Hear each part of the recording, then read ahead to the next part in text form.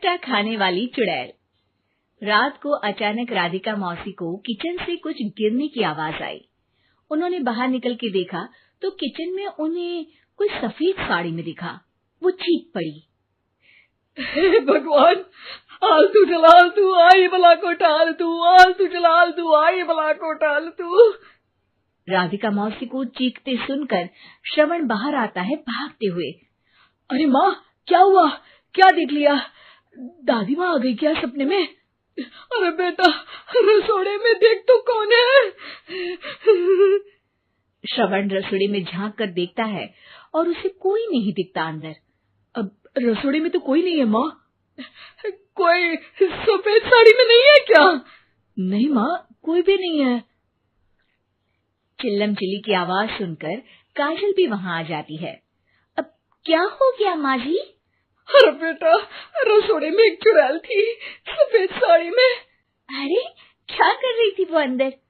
अरे बताया नहीं, कल आएगी ना तो पूछ लूंगी। चुड़ैल जी, आपका क्या प्लान है? माँ जी, रात बहुत हो गई है, आपने कोई बुरा सपना देखा होगा, चलिए सो जाइए। राधिका मौसी सोने तो चली जाती है, पर उनको रात भर नींद ही नहीं आती। वो कुछ भी उलझुल बातें सोचने लगती है। कहीं चुड़ैल की वजह से तो घर में टेंशन नहीं हो रहा, कहीं उसी की वजह से तो वो दादी नहीं बन पा रही। सुबह जब राधिका मौसी रसोड़े में छानबीन करती है तो पाती है कि नींबू का अचार गायब है। चुड़ैल नींबू का अचार ले गई? मुझे तो ठीक नहीं लग रहा कुछ। चुड़ैल को भी पता है कि जिंदगी का असली मजा तो खट्टे में ही है। राधिका मौसी झट से श्रवण को फोन कर देती है। बेटा, मुझे समस्या समझ में आ गई है, हमें एक तांत्रिक की जरूरत है। अरे क्या बोल रही हो माँ, तांत्रिक की क्या जरूरत है? आप पूजा पाठ तो कर ही रही हो ना। आलतू जलालतू मंत्र सारे फालतू जैसे कुछ मंत्र पढ़ो, चली जाएगी अपने आप चुड़ैल। अरे नहीं बेटा, कभी चुड़ैल को कम नहीं समझते। अरे तुझे पता भी नहीं चलेगा कि कभी वो छल करके काजल की जगह घर की बहू खुद बन जाएगी। क्या माँ, कुछ भी बोल रही हो? कहाँ काजल और कहाँ चुड़ैल? वैसे एक बात बताओ, काजल को अगर गाने के लिए बोल देना तो चुड़ैल काजल की आवाज सुनकर घर तो क्या धरती लोग छोड़कर चली जाएगी। तुम ना पढ़े लिखे बच्चे हर चीज को मजाक समझते हो। तुम रहने दो, मैं खुद ही तांत्रिक को बुला लेती हूँ। अच्छा सुन, शाम को इमली लेके आना। क्या है कि चटनी खाए बहुत दिन हो गए है ना?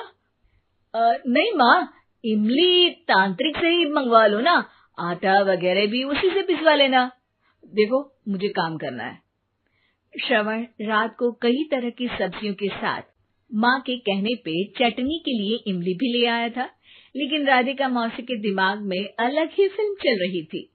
उन्हें अब सिर्फ शक ही नहीं यकीन होने लगा था कि शायद चुड़ैल ने श्रवण पर अपना जाल बिछा दिया था, जिस वजह से श्रवण उनकी बात ही नहीं मान रहा था। पर कोई नहीं, आने वाली रात में राधिका मौसी खुद तैयार हो गई चुड़ैल को पकड़ने के लिए। रुद्राक्ष की माला, तुलसी का पत्ता, हनुमान चालीसा सब हाथ के पास ही था, बस चुड़ैल का इंतजार था। और जैसा राधिका मौसी ने सोचा था वैसा ही हुआ। वो चुड़ैल उस रात भी आई, पर वो राधिका मौसी से तेज निकली और राधिका मौसी के उससे पकड़ने के पहले ही वो भाग खड़ी हुई। जरूर बहू पे साया है उस चुड़ैल का, तभी तो श्रवण के कमरे में गई है। और अगली सुबह राधिका मौसी पिछली रात हुए हमले में किन चीजों का नुकसान हुआ उसका हिसाब लगा रही थी।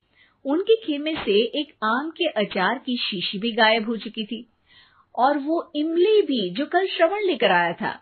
राधिका मौसी इस बारे में सोच ही रही थी कि श्रवण जल्दी से रसोड़े में आकर दवाइयों की पोटली ढूंढने लगता है। अरे बेटा, क्या हो गया? अब माँ, वो काजल की तबीयत खराब है, बहुत घबराहट हो रही है उसे। हे भगवान, मैंने पहले ही कहा था कि तांत्रिक को बुला लेते हैं, पर नहीं, अब देखो उस चुड़ैल ने काजल को अपने वश में करना शुरू भी कर दिया है। हालांकि श्रवण भूतों में विश्वास नहीं करता था, पर अब वो भी डर जाता है और राजी हो जाता है एक तांत्रिक को बुलाने के लिए। कुछ ही घंटों में तांत्रिक आ जाते हैं और राधिका मौसी तांत्रिक जी को सब बता देती है। घोर संकट, घनघोर संकट, चुड़ैल को मारू जोर चाकट, ओम भट स्वाहा खटखा के आहा। अरे ये क्या मंत्र है? मेरे खुद के ओरिजिनल मंत्र है, कल रात को ही लिखे हैं, अच्छे लगे तो दाद चाहूंगा। एक और मंत्र सुनो। अर्ज किया है आब्राकडाब्रा, दिल्ली बम्बई आगरा, चंदा मामा सोरले सुरन मामू जारा।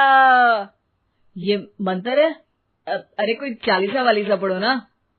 वक्त कम है, 40 नहीं पड़ेंगे, 20-25 में काम चलाना पड़ेगा। अलग निरंजन जाके लंदन, मुफ्त का मंजान घिस मेरे नंदन। अरे जल्दी करो तांत्रिक जी, जल्दी करो। तांत्रिक अपने उल झलूल मंत्र पढ़ने लगता है। श्रवण को तांत्रिक पे शक होता है। वो अपने एक डॉक्टर दोस्त को कॉल कर देता है ताकि कोई अनहोनी हो तो इमरजेंसी में चीजें मैनेज हो जाए। तांत्रिक धुनी रमाता है, जिसकी वजह से कमरे में काफी धुआं हो जाता है और जिसकी वजह से बहू की घबराहट बढ़ जाती है। अब भागेगी चुड़ैल। हाँ। बहू खांसते हुए धुएं से बचने के लिए बाहर चली जाती है। अरे भाग रही है, भाग रही है। पीछे पीछे श्रवण भी जाता है। बहू एक सोफे पर बैठ जाती है। तभी डॉक्टर दोस्त आ जाते हैं और श्रवण को पानी लाने के लिए कहते हैं। थोड़े चेकअप के बाद डॉक्टर कहते हैं, मेरे हिसाब से जाप का काम पूरा हो गया है। क्या मतलब? अरे कुछ भी नहीं माँ, कोई चुड़ैल नहीं है, खुशखबरी है, अब दादी बनने वाली है। मगर वो सब अचार के डब्बे। श्रवण दोनों अचार के डब्बे अपनी माँ को दिखाता है, जो कि उनके बिस्तर के नीचे छुपे हुए थे। आपने सही बोला था माँ, वो चुड़ैल काजल ही थी जो खट्टा खा रही थी। हमें कल ही पता चला, पर हमने आपको ये तांत्रिक वाला काम करने दिया ताकि आपको भरोसा हो जाए कि भूत वगैरह कुछ होता ही नहीं। अच्छा, ये तो बड़ी खुशी की बात है, पर बेटा मुझे एक झाड़ू तो ला दे। क्यों माँ? ये तांत्रिक का भूत उतारती हूँ मैं। अब तांत्रिक राधा मौसी के डर से घर से भाग निकलता है और राधा मौसी उसके पीछे भागती है। अरे संकट ये घनघोर है, तांत्रिक मुआ चोर है। खूनी कुआं। सीमा गर्मियों की छुट्टियों में अपनी नानी के गांव आई थी। सीमा नानी के घर पहुंचने के बाद अपनी नानी के पैर छूती है और उनसे आशीर्वाद लेती है। तभी उसकी नानी उससे कहती है, इतनी बड़ी हो गई मेरी सीमा, चल जल्दी से हाथ मुंह धो ले, मैं तेरे लिए खाना लगा देती हूँ। भूख लगी होगी ना? हाँ नानी, भूख तो लग रही है मुझे, आपके हाथ के बने हुए पीले दाल और चावल खाने की। कितना टाइम हो गया है मुझे आपके हाथ का बना हुआ दाल चावल खाए हुए। तू तो नौकरी में व्यस्त थी, तो तुझे कहाँ से टाइम मिलेगा अपनी नानी के लिए? और जब इतने टाइम बाद आई है तो ज्यादा टाइम के लिए रुक कर जाएगी तू। हाँ नानी, इस बार पूरे 2 महीने के लिए आई हूँ। सीमा की नानी अंदर जाकर उसके लिए खाना बनाने लगती है। सीमा कमरे में अकेली होती है। तभी उसे किसी औरत के रोने की आवाज सुनाई देती है। वो कभी खिड़की से बाहर झांकती है तो कभी दरवाजे से बाहर झांकती है। उसे समझ में नहीं आ रहा होता है कि आखिर रो कौन रहा है। तभी नानी खाना लेकर आ जाती है। वो अपनी नानी से कहती है, नानी, कोई औरत रो रही है क्या? मैं जब से यहाँ आई हूँ तब से मुझे यहाँ किसी औरत की रोने की आवाज आ रही है। हे भगवान, कहीं ये वही तो नहीं? बोलो ना नानी। अरे कोई नहीं रो रहा, ये तेरे मन का वहम है। और तू ना अब खाना खा ले, ज्यादा यहाँ वहाँ की बातों में ध्यान मत दिया कर। जल्दी से खाना खा और फिर मेरे साथ आ जा मेरे कमरे में, दोनों बैठकर खूब सारी बातें करेंगे। ऐसे ही अगले दिन सीमा अपनी नानी के साथ गांव के बाजार जा रही होती है। उसी रास्ते में फिर से किसी औरत के रोने की आवाज आती है। वो अपनी नानी से कहती है, अरे नानी, क्या सच में तुम्हें अभी भी किसी औरत की रोने की आवाज नहीं सुनाई दे रही?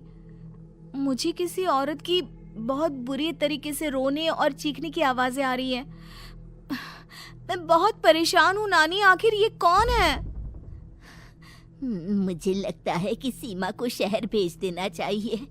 यहाँ रहना उसके लिए ठीक नहीं। नानी बोलो ना, आप चुप क्यों हो जाते हो? सीमा, तू घर चल, मुझे तुझसे बहुत जरूरी बात करनी है। नानी सीमा को घर ले आती है और सीमा से कहती है, सीमा, कल सुबह तू शहर वापस चली जाएगी। अरे अचानक? आखिर क्या बात है नानी? आप मुझे ऐसे जाने को क्यों कह रही हो? मैं बस जो कह रही हूँ उस पर ध्यान दे। तू कल सुबह यहाँ से चली जाएगी, और ये बात मैं कोई मजाक में नहीं बोल रही। तू कल जाएगी तो मतलब जाएगी। अरे नानी, चली जाऊंगी मैं, ठीक है, पर आखिर बात क्या है ये तो बता दो। मम्मी से कोई बात हुई है या फिर मुझसे कोई गलती हुई है जो तुम मुझे अचानक से जाने के लिए बोल रही हो? देख सीमा, रात बहुत हो चुकी है और मुझे इस बारे में कोई बात नहीं करनी। चल, अब चल के मेरे साथ सो जा। सुबह की बस पकड़कर तुझे शहर भी तो जाना है। सीमा को अपनी नानी का ऐसा व्यवहार देखकर बहुत ही अजीब लगता है। उसे कुछ समझ में नहीं आ रहा होता है कि आखिर उसकी नानी उसे अचानक से गांव छोड़कर जाने के लिए क्यों कह रही है। ये सारी बातें सोचते सोचते सीमा की आंख लग जाती है और वो अपनी नानी के साथ सो जाती है। ऐसी ही आधी रात को सीमा को फिर से किसी औरत की रोने की आवाज सुनाई देती है। वो उस औरत की आवाज सुनकर बार बार करवटें बदल रही होती है और तभी उसे सपने में भी एक अजीब सी औरत की परछाई दिखाई देती है, जो इतना चीख चीख कर रो रही होती है कि सीमा डरकर उठ जाती है। वो पूरे पसीने पसीने हो रही होती है। वो अपने आसपास देखती है तो घर में बिल्कुल शांति का माहौल होता है। सीमा घबरा जाती है। वो अपनी नानी को जगाने की कोशिश करती है मगर उसकी नानी नहीं जगती। सीमा को फिर से उस औरत की रोने की आवाज सुनाई देती है। आखिरकार सीमा अपने आप को रोक नहीं पाती और वो घर का दरवाजा खोलकर बाहर निकलती है। आखिर ये माजरा क्या है? आज तो मैं पता करके रहूंगी। अब आवाज का पीछा करते हुए सीमा आधी रात को गांव के चौपाल के पास बने कुएं के पास पहुंच जाती है, जहां कुएं की चारों ओर बेड़ियां लगी होती हैं। उन बेड़ियों में लगे हुए ताले के साथ एक लाल रंग का कपड़ा और माता रानी का कलावा बंधा होता है। उस कुएं में से सीमा को किसी के रोने की आवाज आती है। सीमा परेशान हो जाती है। इस कुएं में कौन है? कौन है यहाँ? सुनो, कौन है? कौन रो रहा है? वो चिल्ला चिल्ला कर पूछती है और साथ ही लोगों को जगाने की कोशिश करती है, मगर किसी को भी उसकी आवाज सुनाई नहीं देती। अब सीमा खुद उस कुएं के पास की बेड़ियों और तालों को खोलने की कोशिश करती है और किसी तरह कुछ देर की मशक्कत के बाद सीमा उसको खोल भी देती है। और जैसे ही वो कुआं खोलकर उसके अंदर झांकती है, सीमा उस कुएं में गिर जाती है। इतने में उसकी नानी की नींद भी खुल जाती है और सीमा को पास ना देखकर नानी परेशान हो जाती है। नानी घबराकर पूरे घर में उसे ढूंढने की कोशिश करती है, जिसके बाद उसकी नानी और सभी लोग उस खूनी कुएं के पास जाते हैं और सीमा की नानी कुएं के पास खड़ी होती है। सभी गांव वालों और सीमा की नानी को सीमा के चिल्लाने की आवाज आती है, बचाओ, कोई मुझे बचाओ। मेरी बच्ची, हम आ गए, हम तुझे बचा लेंगे। नानी, मुझे यहाँ बहुत डर लग रहा है। यहाँ इंसान की कटी हुई मुंडिया, हाथ, पैर और कंकाल है और खून भी है। नानी, मुझे डर लग रहा है। आप सब मेरी मदद कीजिए, नहीं तो ये खूनी कुआं मेरी बच्ची को भी खा जाएगा। अरे मुझे तो ये समझ में नहीं आ रहा कि आखिर इस खूनी कुएं को खोला किसने। सालों पहले इसको इतनी मुश्किलों के बाद तांत्रिक बाबा ने बंद किया था। अरे पूरा गांव खूनी कुएं के बारे में अच्छे से जानता है, तो कोई भी जानबूझकर तो ऐसा करेगा नहीं। मतलब किसी ने अनजाने में इसे खोल दिया है भैया।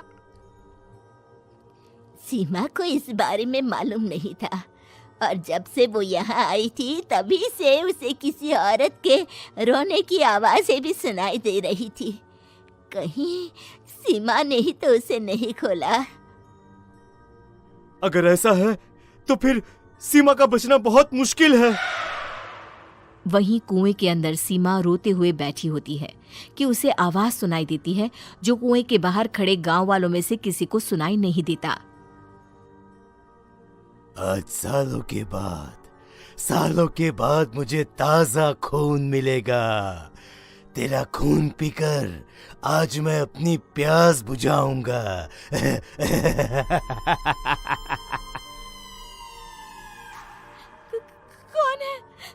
कौन है? मत मारो प्लीज, मुझे जाने दो प्लीज। मैंने किसी का क्या बिगाड़ा है? वो तुझे मरने के बाद पता चल ही जाएगा। जितने में गांव वाले और सीमा की नानी कुछ सोच पाते उतने में उन्हें सीमा के चिल्लाने की आवाज आती है और अगले ही पल सब शांत हो जाता है। क्या हुआ? सीमा, मेरी बेटी। माफ करना बहन, लेकिन अब सीमा वापस नहीं आएगी। हमें एक बार फिर से कुएं को बंद करना होगा। गांव वाले तभी तांत्रिक को बुलाकर लाते हैं। एक बार फिर अपनी शक्ति से तांत्रिक बाबा उस कुएं को हमेशा हमेशा के लिए बंद कर देते हैं और वहां एक बोर्ड लगा दिया जाता है कि यहाँ आना मना है।